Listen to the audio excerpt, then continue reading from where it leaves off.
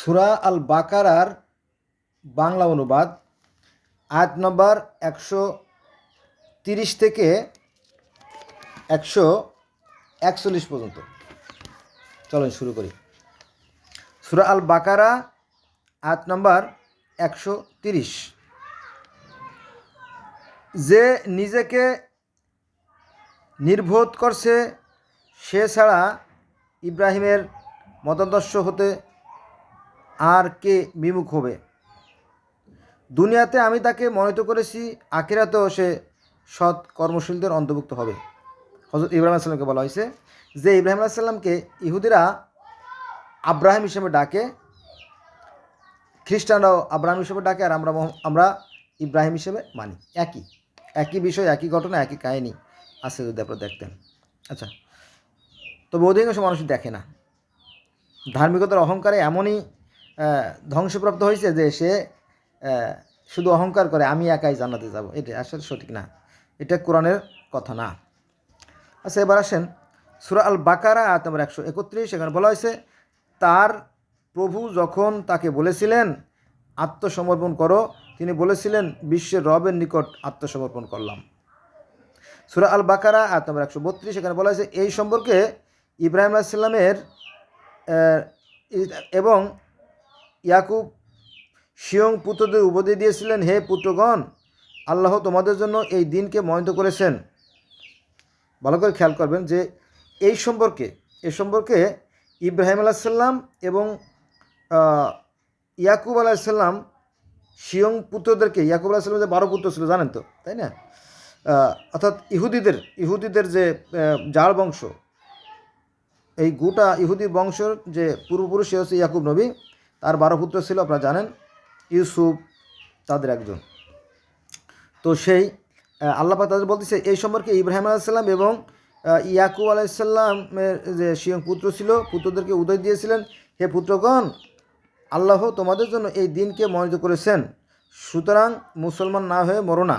এটা কিন্তু আমাদের মুসলমানদেরকে বলে না, কিন্তু এটা হচ্ছে সেই ইব্রাহিম, অর্থাৎ সেই যে ইহুদিদের যে নবী সেই ইব্রাহিমকে বলছে, এবং ইহুদিদের যে পূর্বপুরুষ ইয়াকুব নবী তাদেরকে বলছে। কিন্তু এই কথা তাওরাতে আছে, এই কথা বাইবেলে আছে, এই কথা কোরআনে আছে।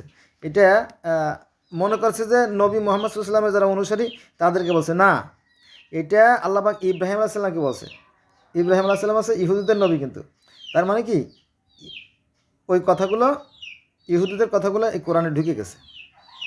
শুনেন, আবার শুনেন, সূরা আল বাকারা আয়াত নম্বর 132। সেখানে বলা হয়েছে এ সম্পর্কে ইব্রাহিম আলাইহিস সালাম এবং ইয়াকুব স্বয়ং পুত্রদের উপদেশ দিয়েছিলেন, হে পুত্রগণ, ইয়াকুব নবী হচ্ছে কি ইহুদিদের যে পূর্বপুরুষ আর কি, হে পুত্রগণ, আল্লাহ তোমাদের জন্য এই দিনকে মনোনীত করেছেন, সুতরাং মুসলমান না হয়ে মরো না।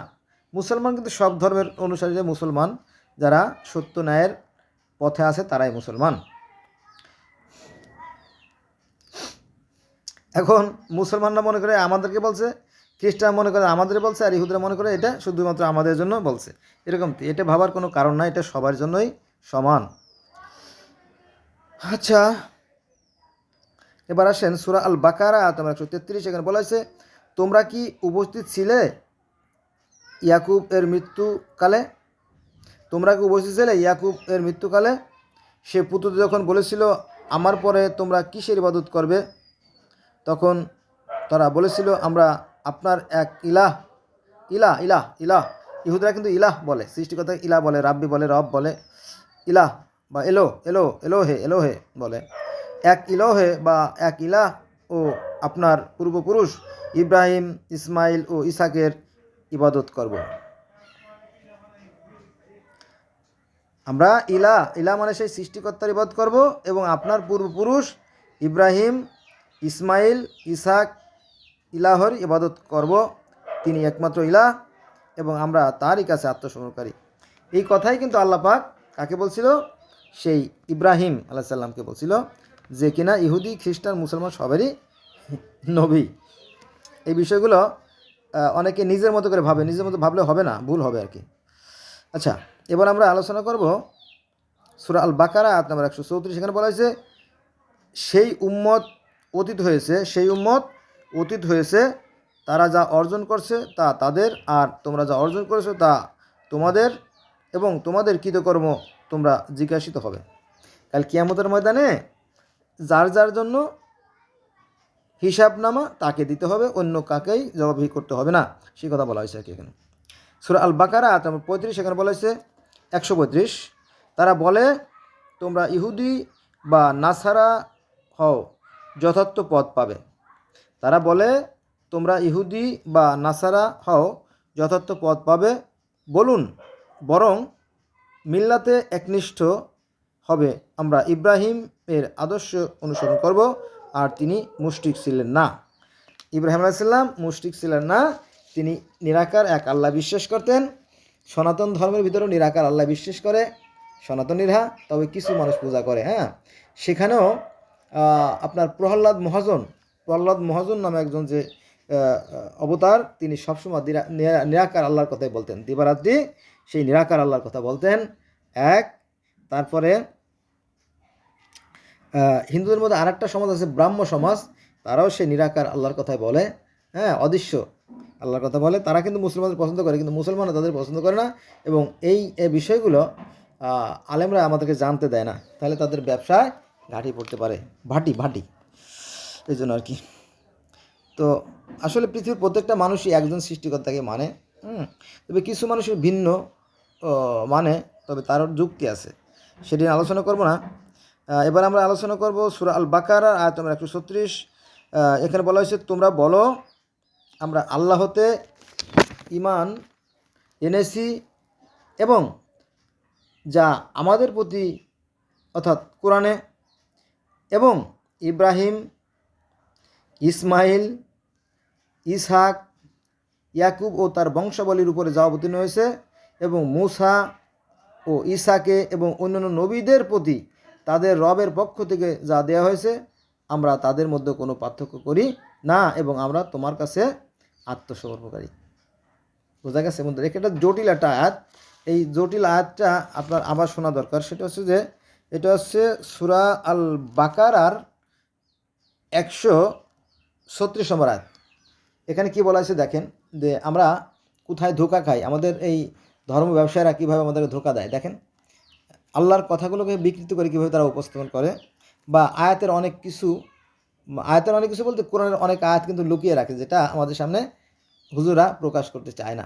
সব হুজুর না, ভালো হুজুর আছে, তবে সংখ্যায় কম। এখানে বলা হয়েছে যে 136 নম্বর আয়াত আল বাকারার, এখানে বলা হয়েছে যে তোমরা বলো, অর্থাৎ নবী মুহাম্মদ সাল্লাল্লাহু আলাইহি ওয়াসাল্লাম বলতেছে তার উম্মতদের, তোমরা বলো আমরা আল্লাহতে ঈমান এনেছি, অর্থাৎ আমরা মুসলমান আল্লাহর সাথে ঈমান আনি আর কি, এবং যা আমাদের প্রতি অবতীর্ণ, অর্থাৎ কোরআনে আল্লাহতে ঈমান আনলাম আর কোরআনে ঈমান আনলাম, দুইটা আনা হয়ে গেল, এবার আনলাম, এবং ইব্রাহিম, ইসমাইল, ইসহাক ও ইয়াকুব ও তার বংশাবলীর উপর যা অবতীর্ণ হয়েছে তাতেও বিশ্বাস করলাম, এবং মূসা আলাইহিস সালাম, ঈসা আলাইহিস সালাম এবং অন্যান্য নবীদের প্রতি তাদের রবের পক্ষ থেকে যা দেওয়া হয়েছে, অর্থাৎ সেই তাওরাত এবং বাইবেলে, আমরা তাদের মধ্যে কোনো পার্থক্য করি না। অর্থাৎ এই যে তাওরাত, জবুর, ইনজিল, বাইবেল, কোরআন, এদের মধ্যে কোনো পার্থক্য করি না, এটা কিন্তু আমরা কি ওয়াদা করতেছি, কারণ আল্লাহ কোরআনে ওয়াদা করতে বলছেন। আবার শোনেন কি বলছেন, যে আমাদের প্রতি এবং ইব্রাহিম, ইসমাইল, ইসাক ও ইয়াকুব এর প্রতি তাদের বংশাবলীর উপর যা অবতীর্ণ হয়েছে, এবং মূসা আলাইহিস সালামের পর তাওরাত, আর ঈসা আলাইহিস সালামের পর কি বাইবেল, তাই না, দাউদ আলাইহিস সালামের পর জবুর, তো নাজিল হয়েছে, এগুলোর মধ্যে কোনো পার্থক্য তো না করছে, এবং বিশ্বাস থাকতে বলছে। কে বলছে? আল্লাহ বলছে।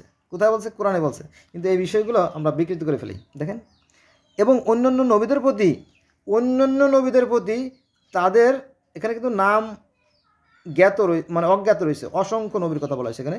অন্যান্য নবীদের প্রতি তাদের রবের পক্ষ থেকে যা দেওয়া হয়েছে, আমরা তাদের মধ্যে পার্থক্য করি না, এবং আমরা তার কাছে আত্মসমর্পণ, অর্থাৎ কার কাছে? আল্লাহর কাছে। বোঝা গেছে? অন্যান্য নবীদের প্রতি যা আসছে সেগুলো আমাদেরকে বিশ্বাস রাখতে হবে, সে কথা বলছে, কিন্তু আমরা এটা করি না। কেন করি না সেটা আমি জানি না। আচ্ছা, এবার আমরা আলোচনা করব সূরা আল বাকারার 137 নম্বর আয়াত। এখানে বলা হয়েছে যে তোমরা যাতে ঈমান এনেছো, তারা যদি সেরূপ ঈমান আনতো তবে নিশ্চয়ই তারা সৎ পথ পেত, আর যদি তারা মুখ ফিরিয়ে নেয় তবে তারা নিশ্চয়ই বিরুদ্ধ ভাবাপন্ন এবং তাদের বিরুদ্ধে তোমার জন্য আল্লাহই যথেষ্ট, তিনি সর্বশ্রোতা এবং সর্বজ্ঞ। সূরা আল বাকারা আয়াত নম্বর 137-38 এখানে বলা হয়েছে, আমরা গ্রহণ করলাম আল্লাহর রঙে আল্লাহর চেয়ে কে বেশি সুন্দর, আমরা তারই ইবাদতকারী, অর্থাৎ আল্লাহর ইবাদতকারী। সূরা আল বাকারা আয়াত নম্বর 139 এখানে বলা হয়েছে, বলুন আমাদের ও তোমাদের রব আল্লাহ সম্পর্কে কি বিতর্ক করতে চাও? আমাদের কর্মফল আমরা পাব, তোমাদের কর্মফল তোমরা পাবে এবং আমরা তার প্রতি অকপট। সূরা আল বাকারা আয়াত নম্বর 140 এখানে আল্লাহ বলেন, তোমরা কি এরূপ বলো যে ইব্রাহিম, ইসমাইল, ইসহাক, ইয়াকুব ও তার বংশধরগণ ইহুদি কিংবা খ্রিস্টান? তোমরা কি এইভাবে বলো? মুসলমানদের বলতেছে যে তোমরা কি এইভাবে বলো? বলুন তোমরা কি বেশি জানো না আল্লাহ বেশি জানে? তার চেয়ে বড় জালিমকে যার নিকট আল্লাহর থেকে যে সাক্ষ্য আছে তা যে গোপন করে, তোমরা যা করো আল্লাহ তা জানেন। অর্থাৎ ধর্ম নিয়ে তর্ক বিতর্ক করা যাবে না, আল্লাহই ভালো জানেন। এখানে সূরা আল বাকারা আয়াত নম্বর 141 এখানে বলা হয়েছে, এই উম্মত অর্থাৎ এই দল অতীত হয়েছে, তাদের জন্য তাদের কৃতকর্ম এবং তাদের জন্য তোমাদের কৃতকর্ম তোমাদের জন্য, আর তাদের কৃতকর্ম সম্বন্ধে তোমরা জিজ্ঞাসা হবে না। অর্থাৎ কাল কিয়ামতের ময়দানে একজনের জন্য আরেকজনকে জিজ্ঞেস করা হবে না। কার কথা? সৃষ্টিকর্তার কথা। তো যারা বড় বড় মহারথী, যারা বড় বড় বিজ্ঞ লোক, তারা বলতেছে যে এই যে তিনটে ধর্ম, ইহুদি ধর্ম, খ্রিস্টান ধর্ম এবং সনাতন ধর্ম, যেহেতু দাউদের নবী তো বিলুপ্ত হয়ে গেছে, তো এই ধর্ম মূলত আব্রাহিমের ধর্ম, ইব্রাহিমের ধর্ম বা ইব্রাহিমের ধর্ম অনুসারী, এদের মধ্যে বিভেদ করতে না করছে, কিন্তু আমরা তাদের মধ্যে বিভেদ সবচেয়ে বেশি করি। এখন কে ঠেকাবে? যার যার মতো করে যাচ্ছে ধর্মের দোহাই দিয়ে। বুঝা গেছে? ধন্যবাদ সবাইকে।